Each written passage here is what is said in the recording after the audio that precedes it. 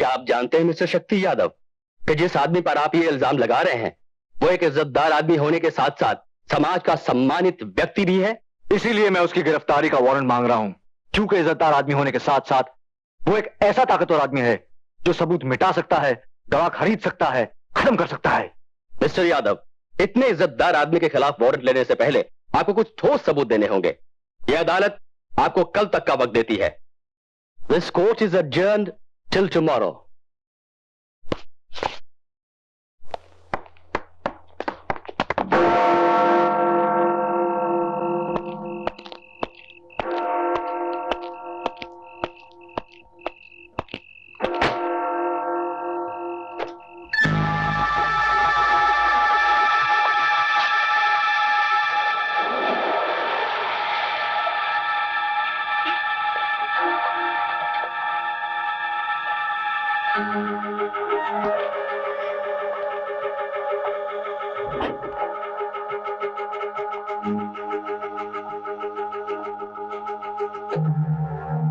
मेरा नाम तेज बहादुर है।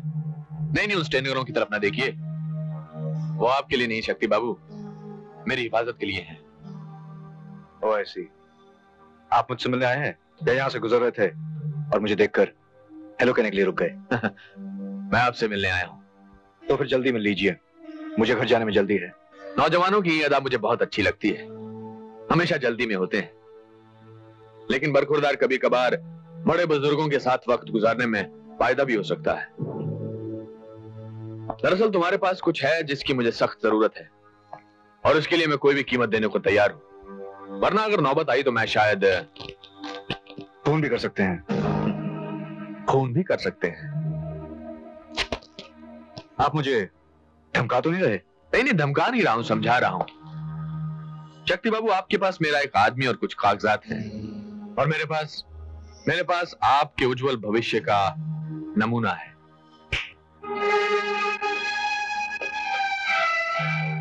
ये 5 लाख रुपए है और जहां से ये रुपए आए हैं वहां ना जाने कितने ऐसे 5 लाख रुपए हैं। सुल्तान सिंह के साथ साथ वो कागजात हमारे हवाले कर दो और ये उज्जवल भविष्य लेकर अपने घर वापस चले जाओ। तुम गलत दरवाजा खटखटा रहे हो मिस्टर तेज बहादुर। जिस आदमी को शंकर यादव जैसे देवता समान बड़े भाई ने पाला हो वो बिका नहीं करता।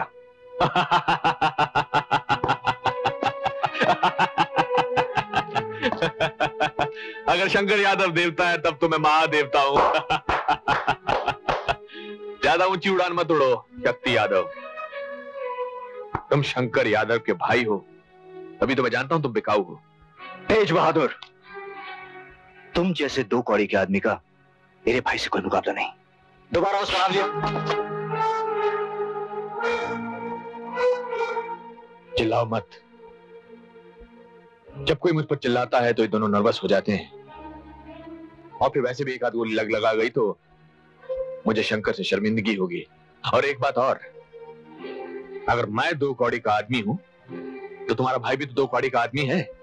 हम दोनों एक ही बिरादरी के आदमी हैं। तेज बहादुर, हाथ पांव नहीं शक्ति बाबू, सिर्फ जबान से काम लो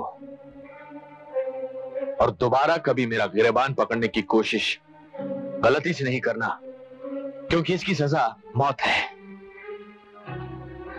और अभी तुम्हारी मरने की उम्र नहीं है।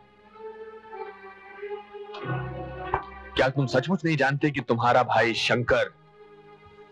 एक काम करो, अपने घर जाओ और अपने देवता समान भाई को जगाकर पूछो कि वो स्मगलर है या नहीं, और अगर वो कहे कि वो स्मगलर है तो मेरे पास आना और मुझसे 5 लाख रुपया ले जाना।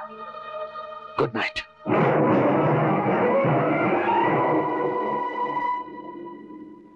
तो हर शादी हो जाए बस हम चैन से जी लें। नहीं भैया। अरे काहे नहीं भैया? तो शादी नहीं करी इसीलिए। क्यों भाई फुलरानी? अरे वकील साहब ठीक ठाक तो है, जरा तबीयत तो पूछ फुलरानी। भैया बोलो वकील साहब। इतना बड़ा घर बनाने के लिए आपके पास पैसा कहां से है? शक्ति।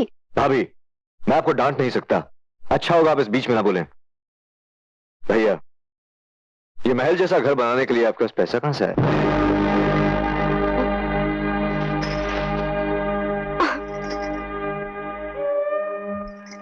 ये बात आप क्यों पूछ रहे हो?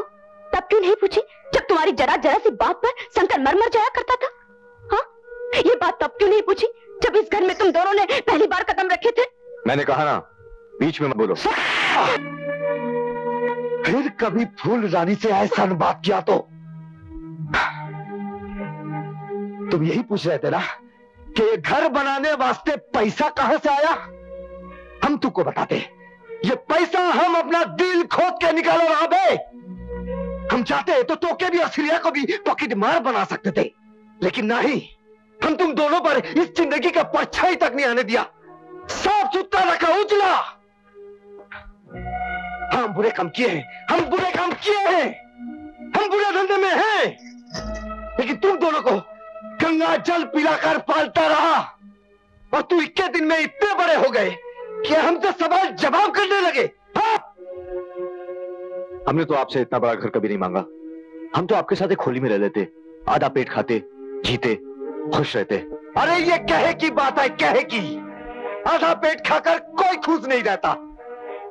अरे तुम दोनों को मालूम ही नहीं गरीबी चीज क्या होती है और आदमी के साथ क्या सलूक करती है। अरे भैया, गरीबी तो वो चीज है जो आदमी को भीतर बाहर से तोड़ के रख देती है। हाँ, तो आपके साथ हम भी टूट जाते, लेकिन इस काले धन से बने हुए घर में मैं नहीं रह सकता। नहीं रह सकते ना, नहीं रह सकते तो जाओ यहाँ से। पागल हो गए हो क्या? हम पागल ना भाई फूल रानी, हम पागल ना भाई। जरा ये वकील साहब को समझाओ कि जो बोझ हम इन कंधों पर लेकर जी रहे ना, अगर वही बोझ इनके कंधे पर होती तो इनकी और इनकी वकालत की कमर टूट गई होती। हम ये ना कहते कि हम बुरा काम नहीं किया, हम छाती ठोक कर कह रहे कि हम बुरा काम किया, और अगले जन्म में भी मैं जो दुई बच्चन का हाथ हमरे हाथ में पकड़ाकर गुजर गई ना, तो हम यही बुरा काम करेंगे। मुद्दा अपने भाई बहन को गरीबी के कूड़े पर मक्खी की तरह ना बैठने देंगे, हम कभी नहीं बैठने देंगे। मैं मानता हूं, आज मैं जो कुछ भी हूं आपकी वजह से हूं। आपका छोटा भाई होना बड़े सौभाग्य की बात है। भाई, आप जानते हैं, आज तक मैं मंदिर नहीं गया, मैंने कभी भगवान को याद नहीं किया, और क्यों करता? आप जो थे मेरे साथ। लेकिन आज जिस जगह पे आप हैं, वहां एक स्मगलर बैठा है, और मैं ये बर्दाश्त नहीं कर सकता। आपको याद है जो थप्पड़ आपने मुझे मारा था? मैं आज तक उस थप्पड़ को भूला नहीं, लेकिन आज मेरा भरोसा हर चीज से उठ गया है, उस थप्पड़ से भी जिसने मुझे जिंदगी के सही रास्ते पे खड़ा किया था। अब मैं यहां नहीं रह सकता, नहीं रह सकता मैं यहां। वाह, क्या तकरीर किया है वकील साहब। आज तक अपने पांव पे खड़ा हो गया ना। हमने सहारे के बगैर नवी जिंदगी की कुंडी तक तेरा हाथ नहीं पहुंचता रहा। ताए जूते समेत हमारी छाती पर खड़े होकर नवी जिंदगी का कुंडी खोल दिया। जा भैया, खुश रहे।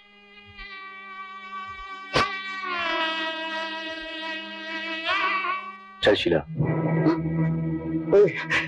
काहे सिलिया काहे जाएगी? मैं शीला को भी इस घर में नहीं रहने दूंगा। अरे नहीं वकील साहब, इतना जुल्म मत करो, इतना जुल्म मत करो।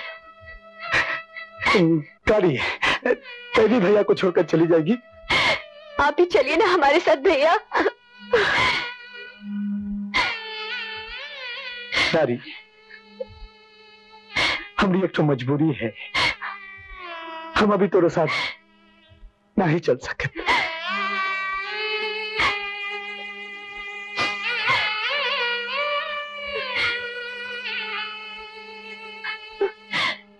चल शीला, चल।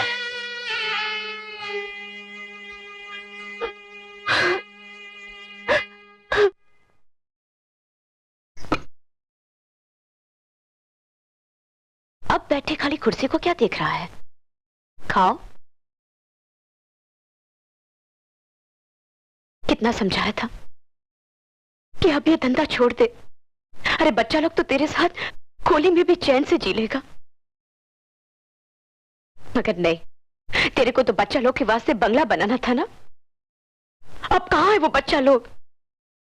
अच्छा हुआ जो वो दोनों तेरे को छोड़ के चले गए। अगर उन लोगों ने ठीक काम किया है तो तू काहे नहीं चली गई उन लोगों के साथ? खून का रिश्ता होता तो मैं भी चली गई होती,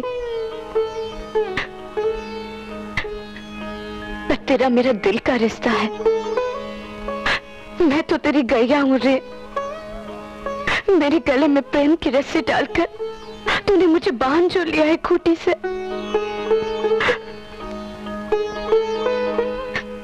चल अब खा ले। जब हुई दुई कुर्सी को खाली देखे की आदत पड़ जाए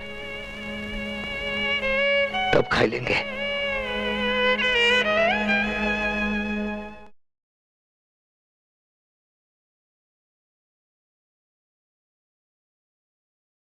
भैया के बगैर जीने की आदत डालनी पड़ेगी। सांस लिए बगैर जीने की आदत पड़ सकती है भैया। तो तुम क्या चाहती हो?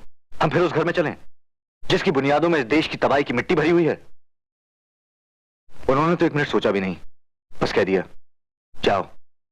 जब तुमने उनसे पूछा आप भी हमारे साथ चलिए तो बोले मैं ये घर छोड़ नहीं सकता, मजबूरी है। क्या मजबूरी है? ऐसी कौन सी मजबूरी है जो औलाद की तरह पाले हुए भाई बहन को छोड़ा दे? ऐसी भी कोई मजबूरी हो सकती है वकील साहब, लेकिन तुम दोनों तो ये पूछने को भी नहीं रुके कि ऐसी क्या मजबूरी है। उनकी मजबूरी शायद ये है कि उन्हें वो जिंदगी और उसके ऐशो आराम की आदत पड़ चुकी है। अगर दूसरी बार तूने ये बात मुझसे कही ना तो मार मार के तेरा मुंह तोड़ दूंगी सत्या। और याद कर सके तो याद कर उस 11-12 साल के बच्चे को जो तुम दोनों की उंगली पकड़े मेरे घर के दरवाजे पे बाबूराम यादव को ढूंढता चलाया था। और जब मेरी माँ ने कहा कि अरे शंकरवा तू इन दोनों बच्चों को कैसे पालेगा, इन्हें कोई अनाथालय में भेज दे, तब वो छोकरा चीड़ के बोला था कि नहीं गंगा माई, ये बच्चे मेरे जीते जी अनाथ नहीं हो सकते। मैं ही इनकी माँ हूं और मैं ही इनका बाप।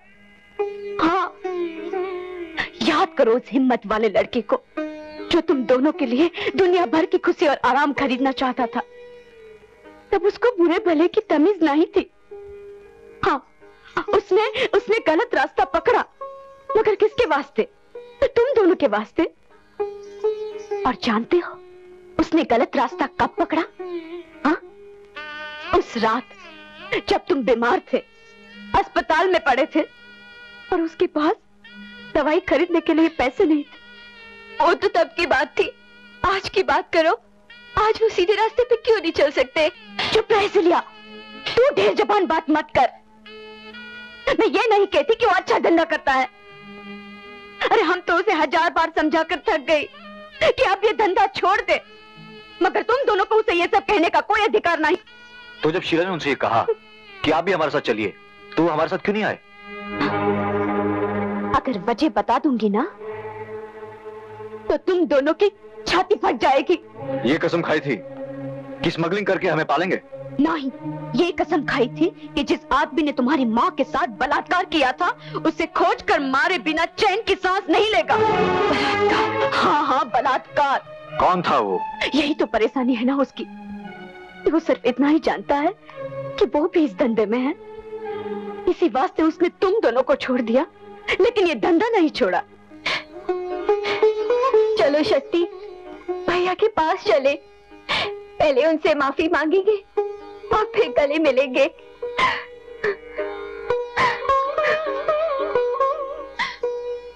ये कैसी बातें कर रही हो सिलिया? कभी तुम दोनों को उससे कुछ मांगना पड़ा है? हा? वो तो बिना मांगे तुम दोनों को देता रहा है ना। चलो आज भी वो बिन मांगे दे देगा, पर पहले अपनी आंखें धो लो। वो तुम्हारी ये रोई रोई आंखें नहीं देख सकता। अच्छा, 1 मिनट में आई।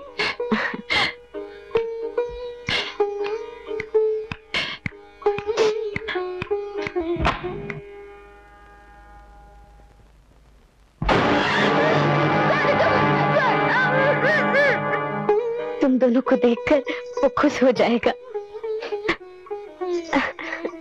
शीला, अरे जल्दी करो भाई। शीला, शीला, शीला। वहां तो नहीं है।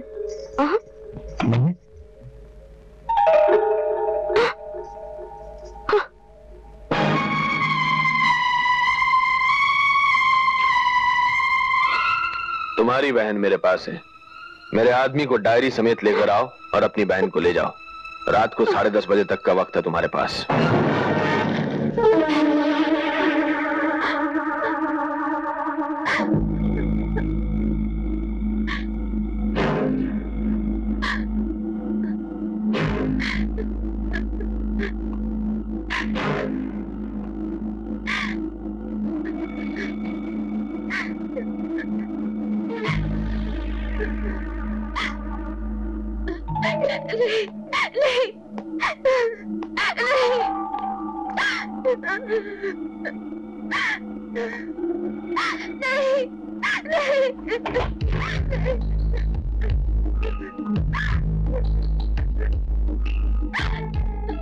तो तुम हो शक्ति यादव और शंकर यादव की बहन शीला यादव।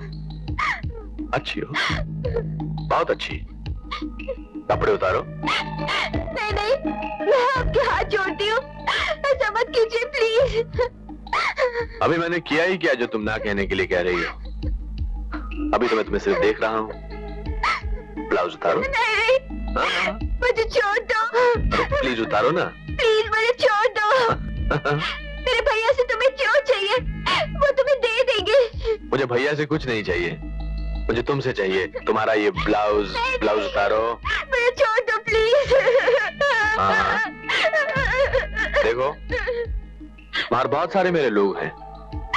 अगर मैंने उनसे कहा तो तुम्हारा ब्लाउज उतारेंगे नहीं, ब्लाउज फाड़ देंगे। उतारो, बुलाओ उनको। अरे भाई,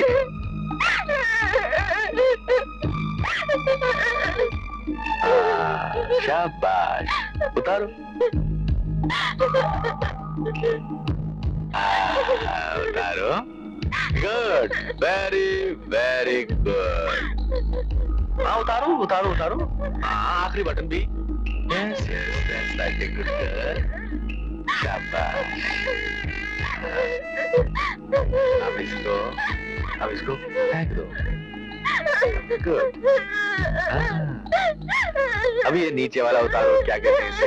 हाँ, स्कर्ट। उतारो उतारो उतारो। देखो, मैंने अब तक तुमसे बहुत प्यार से बात की है। अगर तुम चाहो तो मैं टार्ज़न को बुलाऊं? वो तो इसी बात की तलाश में है, इंतजार में है।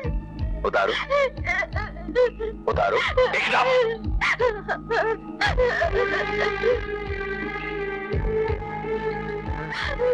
Good girl. Come on come on. Good girl.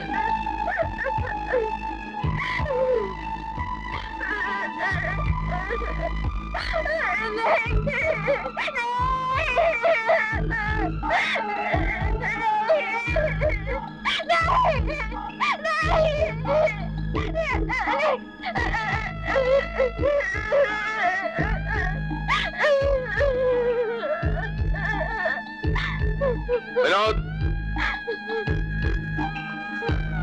ये कपड़े इसके भाइयों के पास पहुंचा दो और उनसे कह देना कि अगली बार उनकी बहन की लाश आएगी।